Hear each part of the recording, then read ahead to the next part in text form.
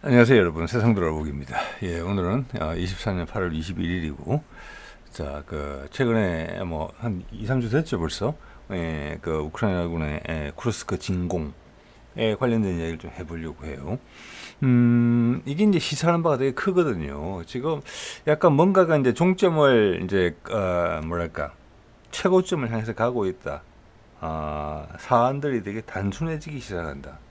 음, 자, 수십 년, 2, 30년, 뭐 2, 30년 할 것도 없고, 10년 전만 하더라도 세계에서 발생하는 일들에 대해서 우리가 그 무게중심이 무엇이며 어디로 움직이고 있는지 전혀 몰랐거든요. 그거는 하느님의 뜻이고, 천재지변과 같은 것이었어요. 우리는 무조건 받아들여야 되는 것이고, 그게 우리한테 좋으면 횡재고, 나쁘면 운명이고, 예. 근데 지금 그게 아니다. 저는 그래서 이게 세상 변화의 핵심이라고 생각을 합니다. 우리가 아, 보통 사람들도 이해할 수 있게 됐다는 게, 자, 오늘 그런 얘기를 한번 해보려고 해요.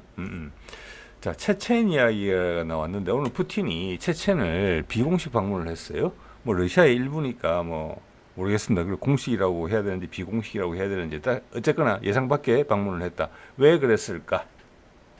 여기에 대해서, 이게 나온 지 몇 시간 안 된 뉴스입니다. 그 여러 가지 분석들이 나오고 부정확하기도 해요. 그래서 제가 여러 가지를 걸쳐서 봤는데, 제가 정리된 생각을 여러분하고 좀 공유를 해볼까 합니다. 예, 볼게요. 8월 20일자로 돼 있죠. 그러니까 현지 시간으로는 오늘입니다. 우리 시간으로는 오늘이에요. 13년 만에 체친을 방문했다. 지금 수염 긴 친구 양반 카디로프라고, 지금 어떻게 보면 그 체첸 공화국의 자치공화국이죠. 그게 대통령이에요. 여기가 이제 그로즈니 공항, 체첸의 수도인 그로즈니 공항에서 푸틴을 이제 환영하는 그런 건데, 13년 만에 갔다 이렇게 돼 있어요. 이 카디로프하고 푸틴은 관계가 되게 돈독한 것으로 알려져 있거든요. 아시다시피 이 체첸은 예전에 러시아와 전쟁을 두 번이나 했어요. 오랜 기간 동안 아주 강력한 저항을 해서 이 두 차례에서 전쟁이 있었는데, 첫 번째는 소련군을 물리쳤어요.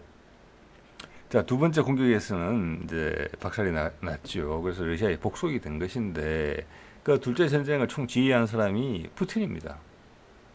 네. 자, 그래서 이게 이제 복잡한 관계가 있는데, 지난 13년 동안 방문을 하지 않았다는 것은 푸틴이 카디로프를 그만큼 신뢰하고 있다는 겁니다. 예, 당신들은 러시아의 큰 틀에서는 러시아에 속해 있지만, 체친 공화국의 대통령은, 그리고 그 자치권을 유지하는 행사하는 그 대통령은 카디로프다. 이거를 이제 그에게 힘을 몰아주기 위해서 푸틴이 안 갔다는 거거든요. 여태까지 지금 일반적인 분석은. 근데 이번에 왜 갔을까? 예, 이거랑 쿠르스크랑 관련이 있다고 보는 시선이 있고, 저도 거기에 동감이 어느 정도 된다는 것입니다. 예. 자, 볼게요. 체첸이 처음이신 분들은 지도에 검색을 하면 금방 나옵니다. 이거 구글 지도인데요. 여기 보면은 체첸의 위치가 보면은 코카사스 산맥의 바로 이북이에요. 여기 코카사스 산맥 밑에 조지아, 아제르바이잔, 아르메니아가 있죠. 여기가 어떻게 보면 옛날로 치자면 큰 산맥이 있어서 어떤 지형적 경계가 되는 부분이에요. 그래서 이 밑에까지는 아랍의 이슬람 세력들이 올라왔던 곳이 왠지 터키잖아요. 그 위로는 이제 슬라브 족속들이었는데, 묘하게도 코카사스 산맥을 넘어서 있는 이 체첸 땅에도 유일하게 러시아에서 유일하게 이슬람 나라예요. 자, 이런 이제 특수성이 있는 거죠. 그래서 어떻게 보면은 러시아는 이제 어떻게 보면 기독교죠. 거기랑 가장 대척점에 있고 치열한 전쟁을 두 번이나 한 곳인데, 그것을 푸틴이 묶어냈다는 거거든요. 즉 이것은 뭐냐면은, 지금 이제 나토라기보다는 어떻게 보면 미국이죠. 나토는 지금 정신 하나도 없잖아요. 예, 지금 뭐 아시다시피 숄츠 총리는 지금 뭐 금방 정권이 바뀔 것 같아요. 제가 봤을 때는 지지율이 워낙 낮기 때문에. 그리고 영국이 바뀌었죠. 근데 지금 뭐 큰 이민 문제로 큰 혼란에 휩싸여 있고, 프랑스 같은 경우도 뭐 마크롱이 어떻게 보면 지금 레임덕에 완전 들어가 있는 상태란 말이에요. 힘을 쓸 수가 없어요. 그래서 미국의 소위 말하는 딥스테이시 모든 걸 작업을 하고 있는 것인데 왜 그러냐 하면은 여러분 바이든의 이제 행태를 보셨잖아요. 그는 그 정도 국정을 운영하고 전 세계 돌아가는 복잡한 정보를 처리하고 결단력을 내릴 만한 건강 상태가 정신적인 건강 상태가 못 됐어요. 그럼 누가 이걸 경영하느냐? 딥스테이시예요. 딥스테이시 이렇게 하는 이유는 계속 건든다. 계속 기회를 모색한다. 왜? 제가 얼마 전에도 말씀드렸지만 미국은 진짜 궁지에 몰려있고 G7도 같이 궁지에 몰려있다. 죽기 아니면 까무러치기다. 이런 생각을 할 수가 있어요. 또는 단순히 미국의 대다수 국민의 의견과 다르게 미국의 외교 정책을 주도하고 있는 지난 한 7, 80년간 그들의 이해관계를 위해서 이렇게 할 수도 있어요. 그래서 한마디로 말해서 러시아라는 나라를 흔들겠다는 겁니다. 자, 이런 방식은 중국에도 똑같이 적용될 수 있어요. 그래서 지금 이런 상황이 뒤에도 제가 소개를 드리겠습니다만 제정신이 아니다 라고 보는 거예요. 이러면 러시아하고 중국하고 가까워진다. 미국에서는 엄청난 벽이 생긴다. 그러면 낭떠러지에서 돌진하는 일이다. 미국한테는. 그런데 이런 일을 벌인다. 푸틴은 개별 사안으로서 대응을 한다. 그렇게 하는 이유는 미국의 정권 교체가 조만간 얼마 남지 않았을 수가 있다. 트럼프가 당선 가능성이 높다. 지금 11월 초니까 9월, 10월 한 2달 정도밖에 안 남았잖아요. 그래서 참는 겁니다. 미국도 딥스테이트 그걸 알기 때문에 거꾸로 그것을 해집고 들어가는 거예요. 시간이 2달밖에 안 남았다. 이번 여름이 정말 덥거든요. 제가 보기에도. 더 뜨거운 것이 아직 남아있을 수 있다. 예. 이 말은 또한 다른 것을 해석을 하자면은 트럼프가 당선이 된다면은 여러 가지 우려의 목소리도 있지만 지금과는 확실히 달라진다는 부분이 있어요. 그래서 푸틴이 참는다. 이런 부분이 있는 것 같거든요. 여기서 체친을 방문한 이유가 뭐냐? 이제 요거죠. 지금 우크라이나군이 진군을 한 쿠르스크 지역에 뭐 몇 개의 지역을 우리가 확보했다. 보면 옛날에 우리 중국이나 우리 삼국 사기나 삼국 유사에 나오는 이야기랑 똑같아요. 진격해서 뭐 몇십 개의 성을 우리가 확보했다. 뭐 이런 이야기 비슷한 이야기를 하고 있거든요 지금. 자, 거기에다가 이 목적이 뭐냐면 지금 푸틴은 테러라고 규정을 했어요. 전쟁이라고 한 거고 이거 엄청나게 우리 한번 생각해 보셔야 됩니다. 전쟁이 아니고 테러라고 규정을 했어요. 그리고 국방부에 맡긴 러시아 국방부에 이 일을 맡긴 게 아니고 푸틴이 직접 관할해요. 직속으로. 그래서 거기에 체첸군을 넣을 가능성도 있다. 자, 러시아를 분열시키는 게 아니라 뭐 분열시킬래야 시킬 수도 없지만 지금 미국의 딥스테이트에서 푸틴이 참는다는 걸 알고 있거든요. 그래서 앞으로 계속 해집을 수가 있어요. 푸틴이 크게 받아치지 않을 거니까 핵전쟁을 원치 않으니까. 그래서 거기에 대한 대안으로서 푸틴은 병력이 넉넉함에도 불구하고 체친군을 불러들여서 러시아의 사람들의 마음을 단단하게 만들려는 그런 의도가 있다. 이렇게 봐진다는 거죠. 예. 자, 이게 정성을 들인 걸 한번 보세요. 이거 지금 스푸트닉에서 가져온 건데, 푸틴이 지금 서방에서 이 보도를 하고 있지 않아요. 제가 보건데, 뭐 미국 같은 전혀 보도가 없고, 인도의 보도도 충분치가 않습니다. 이 보면은 카디로프 지금 좀 전에 수염 긴 그 친구죠. 거기가 자기 아버지가 원래 여기에 이 무슬림이잖아요. 이슬람이란 말이에요. 이슬람에는 목사가 있어요. 그 중에 가장 큰 목사였어요. 그래서 1차 체첸 전쟁 때는 체첸을 지키기 위해서 노력했지만 2차 체첸 전쟁 때는 상황이 달라졌음을 알고 러시아 편에 섰던 사람이에요. 그래서 그 사람이 현재 대통령 카디로프의 아버지의 이야기를 하는 겁니다. 그 무덤에 가서 참배를 한 거예요. 러시아 편에 서면서 체첸의 희생을 최소화하면서 러시아에서 자치공화국이라는 자치권을 상당히 많이 부여받은 공화국으로서 타협하면서 생존할 수 있게 해준 사람이에요. 러시아에서 영웅 칭호를 받고 있죠. 그 사람 묘소까지 갔어요. 근데 그 사람은 우리말로 하자면 뭐 국군의 날 행사 때 자폭 테러로 사망했어요. 그래서 이 아들이 물려받은 겁니다. 그리고 지금 카디로프 현재 대통령의 어머니 좀 전에 폭사한 아버지 카디로프의 부인도 따로 방문을 해서 꽃다발을 선물했습니다. 이거 신경을 엄청나게 썼다는 걸 알 수 있어요. 푸틴이 이 사안에 대해서. 왜 이렇게 했을까? 13년 만에 방문해서. 예. 그리고 왜 쿠르스크 지역의 전투를 푸틴이 직접 관할하고 있느냐? 엄청나게 예민하고 섬세하게 다뤄야 되는 사안이라고 생각을 했다는 겁니다. 물론 서방 쪽에서는 계속 불지르죠. 이렇게 엄청난 보복을 할 거다라고. 그거 원하는 거예요. 여태까지 한 번도 보지 못했던 BBC가 거기 들어가서 현장에 들어가서 종군 기자가 들어가서 방송을 하고 CNN 기자가 거기 들어가서 방송을 하고 있어요. 점령지 안에까지 들어가서. 의도는 명확하죠. 불지르겠다는 거예요. 푸틴을 흥분시키겠다는 게 러시아를. 그래서 이걸 국방부 장관의 군에 관할해 두면은 자칫 컨트롤이 안 될 수 있기 때문에 푸틴이 직접 관장하는 겁니다. 이거는 군사적인 문제가 아니고 그들을 몰아내는 것은 뭐 쉬워요. 예. 이거는 정치적인 문제라는 거예요. 그래서 푸틴이 이것을 전쟁이 아니고 우리나라를 침범했다라고 이야기하는 게 아니에요, 지금. 이게 엄청나게 중요해요. 그렇게 알아라?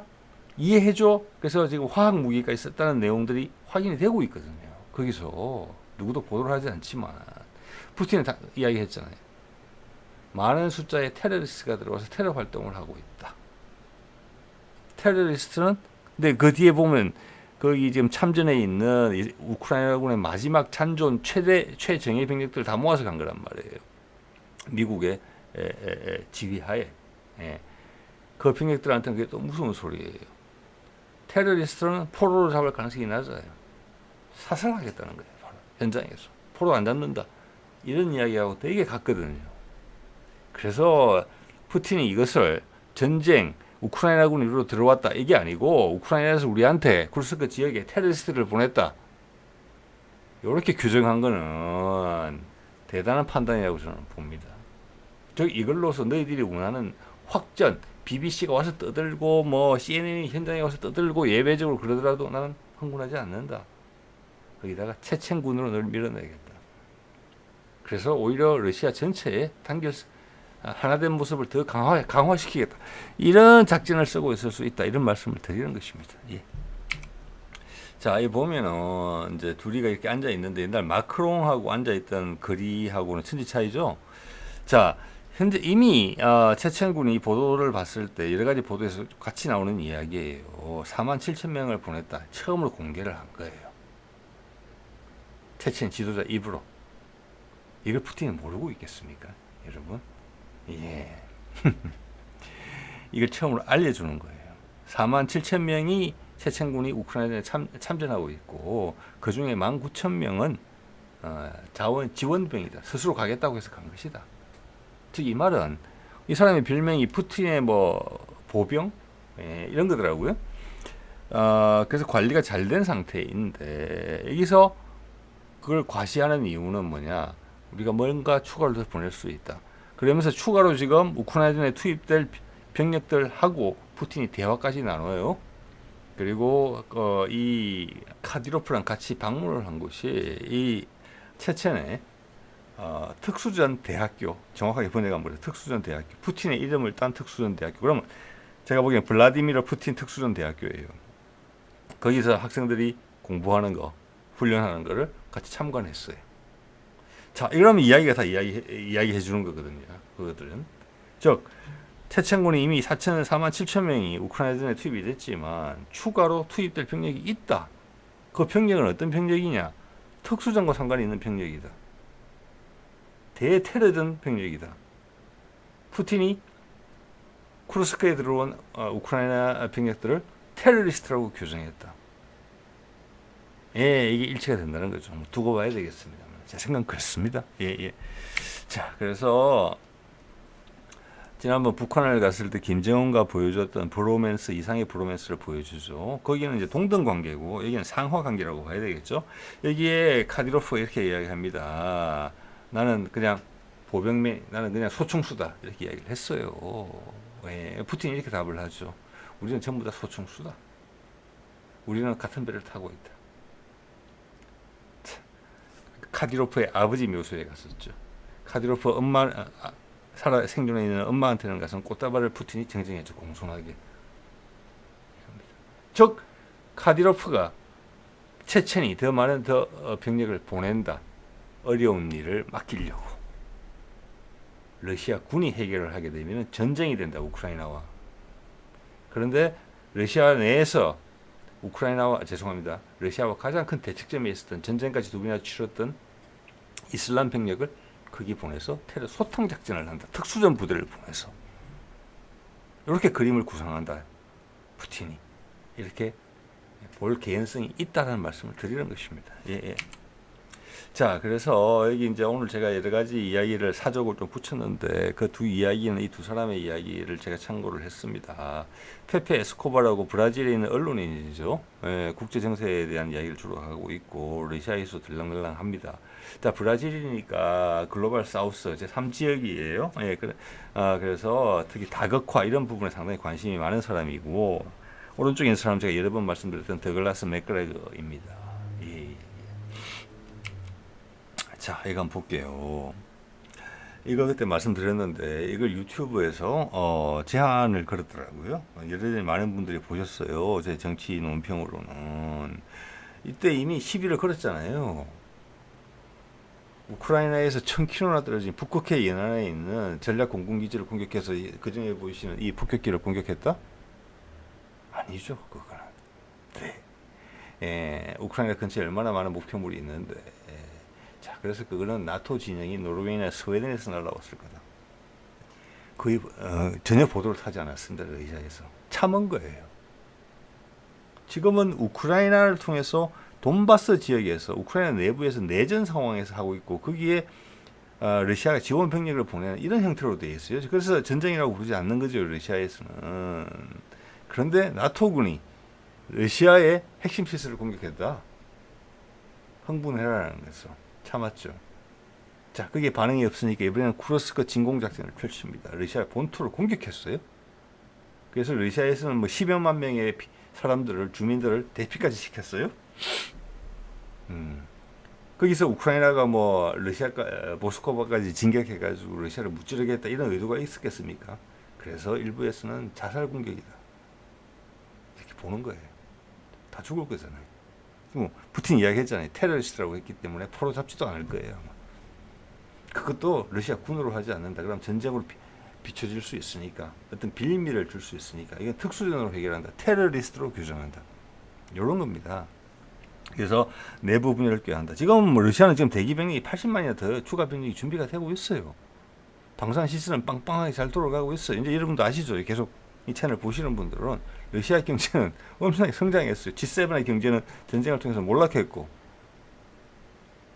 병력이 없어서 체첸군을 데리고 오는 게 아닙니다. 그들이 온다면. 자, 아까 말씀드렸죠. 쿠르스크는 푸틴이 직접 관할하고 있다. 예, 전쟁이 아닌 테러로 규정했다. 그래서 아까 특수전 부대를 방문한 것은 의미가 있고 곧 전쟁에 참전할 병사들과 대화를 나누는 장면도 의미가 있다. 그래서 쿠르스크로 갈 가능성이 있다. 이렇게 보는 시각이 있는 것입니다. 특수전 대응으로. 자, 또 동시에 이것을 테러리스트 활동이라고 쿠르스크를 정의를 했기 때문에 어떻게 보면은 이게 참 대단한 한 수예요. 우크라이나로 하여금 퇴로도 열어준 거예요. 즉, 이 공격에 대한 이걸 전면전으로 이해하지 않는다. 러시아 본토를 공격받는 엄청난 일이 발생했음에도 불구하고 이걸 전면전으로 인식하지 않는다. 테러리스트만 소통한다. 너희 본진을 공격하지 않겠다. 그 선은 이미 돈바스 지역에서 지금 하고 있는 우크라이나 내부 전선, 그거는 하던 대로 한다. 좀 하는 대로 하는 거거든요. 거기서 급격히 강화된 게 없어요. 늘 조금 야금야금 올라가는 소모전, 이걸 그대로 하고 있어요. 이대로 간다는 거예요. 이걸로 확대 뭘 재생산하려고 하지 마라. 너도 자기들 거기에서 젤렌스키한테도 퇴로를 열어둔 거예요. 이걸로 문제를 더 크게 안 만든다. 그래서 들어온 애들은 다 죽을 수 있다. 이렇게 이야기를 한 거거든요. 예, 이거는 대단한 한 수라고 봅니다. 자, 그러면 에스코바가 이런 말을 해요. 좀 전에 소개해드렸던 브라질 언론인이 이거는 나토가 아니고 미국이죠. 계산이 안 된다. 이길 수 없는 전쟁인데 왜 이렇게 불량난을 계속 할까? 예. 자, 여기서 만약 푸틴이 대단한 한 수를 뒀다는 게 테러전으로 규정을 했기 때문에 이걸 정규전으로 규정을 하면은 뭐 죽기 살기 지금도 어차피 뭐 자살 부대지만 추가 공격 같은 걸 할 수도 있다. 이미 화학 무기 썼잖아요. 예.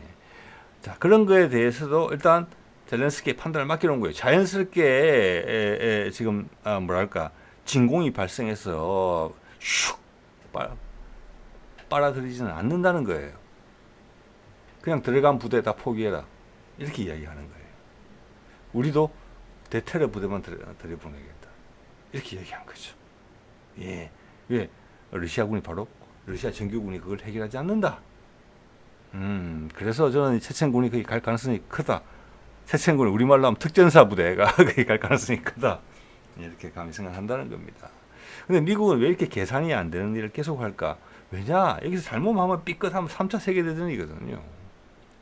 미국에 있는 딥스테이트 이것도 괜찮다는 거예요, 지금. 괜찮다는 거예요. 딥스테이트도 초조해 있죠. 이것은 거꾸로 이야기하면은 지금 맥그레거는 트럼프에 대한 신뢰를 많이 잃었더라고요, 보니까. 왜냐? 트럼프가 지금 여러 가지 진용을 구축하고 있는데 그 진용에 들어간 사람들 면면을 봤을 때는 지금과 달라질 게 없다라고 판단을 했기 때문에 실망해 보여요. 제가 오늘 이야기를 쭉 들어보니까. 근데 저는 아직은 잘 모른다고 생각합니다. 왜냐하면 트럼프하고 지금 부통령 후보 있잖아요. 예. 거기는 공화당적인 색깔이 아주 없는 사람들이에요. 그런데 공화당 내에 가서 정권을 인수를 해야 되거든요. 선거에 이긴다면. 그래서 지금의 인사들을 구축할 수밖에 없어요. 그렇게. 그렇지만 정작 대통령이 된다면 많이 다를 거라고 생각을 합니다. 왜? 거꾸로 그걸 왜 이해를 하느냐면 러시아가 참고 있는 게 트럼프 때문에 참고 있는 거거든요.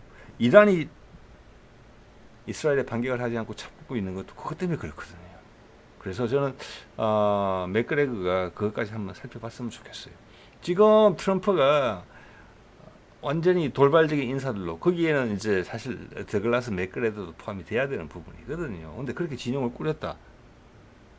저쪽에서는 모든 여론을 동원하고 언론을 동원해서 해리스를 밀고 있는데 첫 번째 선거에서 이겨야 될 거잖아요. 그게 부정적이란 말이에요. 그렇게 하면은 그래서 지금 가면을 쓰고 있는 겁니다. 자신을 위장을 했다고 생각하시면 딱 맞는 것 같아요. 자, 그런 말씀을 드릴 수 있겠고요. 이거 한번 보십시오. 이게 지금 미국 경제 어렵다. 많이 어렵더라고요, 보니까. 뭐 일본도 어렵고 뭐 기사 쫓겨났잖아요. 그 모든 핵심은 살림살이가 민생고 때문에 다 모든 것이 예민해지는 거예요. 영국, 프랑스, 독일. 예. 자, 브릭스 나라들은 딱 제가 며칠 전에 소개드렸습니다만은 GDP 대비 부채율에 있어서도 건강해요. 대부분. 물론 그중 가장 높은 게 중국입니다만은 G7보다는 미치예요. 그래도 우리나라도 상당히 견조하다고 말씀드렸죠. 그럴 때 견조하다는 말을 쓰는 겁니다. 예, 이어 보십시오. 방산업체가 기록적 이익 분배를 했다는 거잖아요. 예, 이게 미국과 같이 가고 있습니까? 미국 전체 경제랑 G7 경제랑 같이 가고 있습니까? 아니에요. 미국이 우크라이나에 쏟아부은 천문학적인 돈이 미국 방산업체로 다 갔다는 겁니다. 그래서 기록적인 이익 분배를 했다는 거예요. 그들은 미국인이 아니에요. 어떻게 보면. 그들의 이해관계로 돌아가는 그룹이 있다. 미국이라는 껍질을 쓰고 있지만 내부로 들여다보면 껍질을 벗겨내면 그게 아니다. 그래서 아까 두 사람의 이야기를 들어보면 그 블랙락이라는 그 펀드 매니지먼트 회사가 있습니다. 거기도 지금 전쟁을 활용해서 여러 가지 투자 사업을 하고 있다. 이익을 걷어가고 있다. 그런 겁니다. 전쟁을 하면 이익이 되는 그룹이 미국에는 오랫동안 존재했던 겁니다. 왜? 그런 패권 구조가 굳어지면서 특히 구소련이 붕괴되고 난 80년, 그러니까 90년 이후니까 30년 지났지 않습니까? 35년이나 됐지 않습니까? 그게 먹이 사슬이 형성이 된 거예요. 우리 국내에도 있잖아요. 방산업계에 보면은 검은 머리 외국인들, 음? 그들 같은 존재가 미국 내부에도 있다고 보시면 되고, 우리보다 영향이 훨씬 크다. 우리도 이번 윤석열 정부 바뀌면서 그 전에 안 하려고 했던 거, 고민했던 거, 뭐 F-35 도입하는 거, F-15 비싼 값에 업그레이드 하는 거, 그 다음 여러 가지 몇 가지들 있습니다. 예. 그 정도 선방한 거예요. 물론, F-35 계약 같은 거는 기회가 되면 바로 계약을 취소해야 된다고 저는 계속 생각을 하고 있습니다만은, 여기는 뿌리 깊게 있는 거예요. 그들이 미국 의회 전체를 장악하고 있는 거예요. 민주당만 장악하고 있는 게 아니에요. 우리는 국민의힘만 장악했어요. 그들이 같은 기득권에 올라타고 있는 거죠. 거기다가 친일파적인 색깔까지 같이 묻어 있죠. 거기다가 검찰 권력까지 모여 있는 거잖아요. 삼위일체를 이루고 있어요. 그들이. 근데 미국은 그게 공화당이든 민주당이든 다 같이 짓눌렸다는 거예요. 똑같다. 희망이 없다. 슬퍼진다. 분노한다. 생각이 뜻있는 사람들 그렇게 생각을 하는 겁니다. 예. 이들이 미국의 정치권을 주무르고 있다는 거예요. 그래서 미국 전체의 이해관계, 미국 대중의 어떤 행복함, 미래보다는 자기들의 이익을 위해서 정권을 휘어잡는다. 이겁니다. 그래서 바이든이 제정신이 아닌 상태에서도 나라가 그런 식으로 돌아가고 결정을 했다는 겁니다.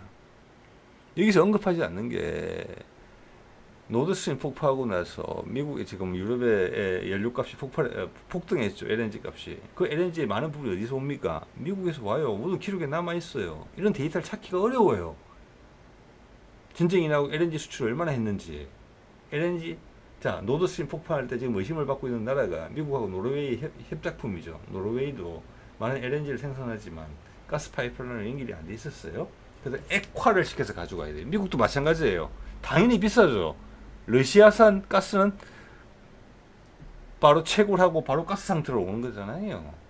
그래서 추가로 가스 냉각 설비를 노르웨이하고 미국은 만들었어야 됐고, 그 냉각된 상태를 다시 기화시켜서 보통의 가스로 만드는 하역 장비도 다시 설치를 했었어야 돼요. 그리고 가스값이 많이 올랐겠죠.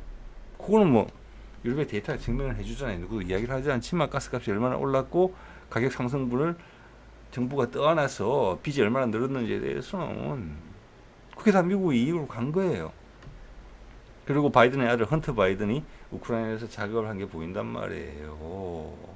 즉, 이 세력들이 소위 말하는 군산 복합체고 딥스테이트의 핵심 세력이에요. 여기 더하기 이스라엘의 이해관계를 추구하는 자들이죠. 주로 이제 금융 부분에 영향력을 행사하는 거죠. 돈이 많은 사람들이죠. 그러니까 미국 국민들이 괴리가 되어 있는 거예요, 여기서. 그래서 제가 말씀드리는 겁니다. 우리는 엄청나게 고급스러운 정치 문화를 유지하고 있는 거라고. 여러분 다 만족스럽지 못하는 걸 알고 있습니다. 그렇지만 우리는 엄청 고급스러워요. 우리는 핵심에 대해서 알고 있어요. 여기는 핵심이 없어요. 뭐가 맞고 뭐가 틀린지가 없어요. 그냥 쉽게 말하면 사상 누각이에요. 밑에 있는 모래판이 계속 흔들려요. 근데 그 위에서 기둥을 세워놓고 집을 지어놓고 이게 맞다 저게 맞다 이러고 있는 거예요. 무게중심에 다다르지 못하고. 우리는 무게중심에 가 있어요. 그래도 100%는 아니지만. 자, 그래서 오늘 일본 발언이 나왔던 일본 보도입니다. 이란이 성급한 행동하지 않을 것. 제가 이런 의견을 계속 드렸습니다. 뭐 미국은 그렇게 이야기했죠. 저기 국무장관 블링컨 이틀 내에 공격할 가능성이 많다. 그런 거 보면 블링컨도 확실히 딥스테이트인 것 같습니다. 그게 부추긴 말이었구나. 예. 그래서 경각심을 불러일으키고 그렇게 말을 함으로써 미군이 중동에 정파될 수 있게 지렛대의 걸로 삼았구나 이런 생각이 들거든요. 이란 공격 안 했지요. 오늘 그런 말까지 했잖아요. 일본이 보도까지 할 정도 이란 성급한 행동하지 않을까. 예. 이걸 기대하고 있는 세력이 있다는 겁니다. 여기서 이해관계하고 맞물려서 좀 전에 우크라이나 말씀드린 것처럼 아주 나쁜 놈들이죠. 정말로 악마입니다. 악마. 예. 그들이 구석에 몰려서 초조하다는 것입니다. 지금 잠깐 밀려나겠거든요. 왜? 트럼프가 저기서 있거든요. JD 벤스 부통령 후보라. 그겁니다. 그게 지금 푸틴과 이란으로 하여금 조급한 행동을 하지 않고 최대한 머리를 굴려서 내부의 지지도 흔들리지 않게 하면서 상대방한테는 나름대로 따끔한 맛을 보여주는 거. 자, 이렇게 되면은 공격을 안 한다는 이야기가 아니거든요. 이스라엘에 대해서. 지금 공격하면은 판이 더 커지니까 우리의 복수심을 조금 더 안에 속에다 쟁여놨다가 너희가 팔다리가 다 끊어졌을 때 그때 간다.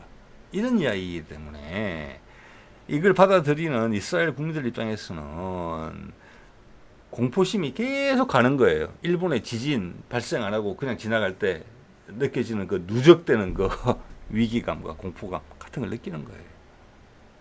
예. 자, 그렇기 때문에 푸틴이 이번에 쿠르스크에 있는 쿠르스크 진입한 우크라이나군을 테러리스트라 규정을 했죠.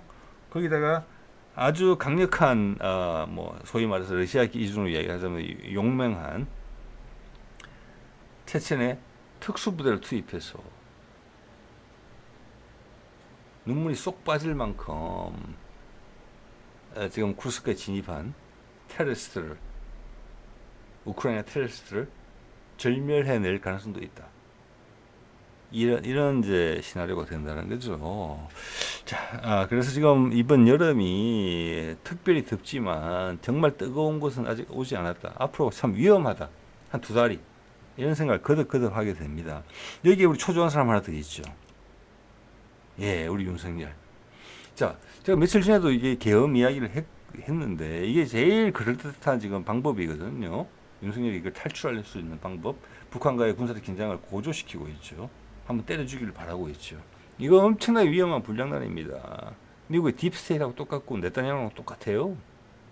그런데 벌써 이런 말이 흘러나오잖아요. 위에 거는 어제의 기사예요. 윤석열이 계엄 준비한다. 정보 입수한 김민석이 폭로를 했다. 내용을 보지 않았습니다. 이런 건 제보에 따라서 들어왔다고 봅니다. 밑에도 자, 대통령실 계엄을 준비하고 있다. 충암고등학교 출신으로 쫙 깔았다. 핵심 부서를. 본인도 충암고등학교 출신이고. 자, 그런데 이런 중요한 일이 지난번 박근혜 탄핵 때도 그 말이 미리 샜잖아요. 누가 제보를 했는지는 모르겠지만 저는 미국이 알려줬을 수도 있다고 생각을 합니다. 지금도 마찬가지예요. 제가 봤으면. 추미애가 이야기를 했죠. 이렇게 하면 이렇게 못해요. 이런 큰 문제는. 왜? 군 내부에서도 모든 사람들이 이걸 아는 게 아니거든요. 동의하는 게 아니거든요. 이런 거는 전시작전처럼 핵심 부서에다가 따라 연락해서 발로 움직여! 상명하복이 그 명령을 받는 부하가 생각할 수 있는 시간을 안 주면서 적극적으로 돼야 되는 거예요. 그래서 발을 들여놓으면 빠질 수 없구나. 이 길로 계속 가야 되겠구나. 이렇게 될 수, 왜냐하면 60만 대군이 전부 다 내가 쿠데타를 해야 되겠다. 계엄을 해야 되겠다. 부정한. 동의하는 건 절대 아니거든요. 고급 지휘관 포함해서. 그래서 전격적으로 돼야 결정을 내려야 돼요. 그래서 뭐가 뭔지도 모르고 딸려오게 만들어야 되는데 이미 김이 센 거예요. 지금 이거는. 이 방법으로 안 된다는 겁니다. 엄청나게 어설프게 일을 처리하고 있어요. 지금. 거꾸로 이거는 군 내부에서 이 사람들이 고립된다는 거예요. 거꾸로. 누가 싹 도려내도 이상하지 않을 정도까지. 자, 오늘 이 정도 말씀드리도록 하겠습니다. 네.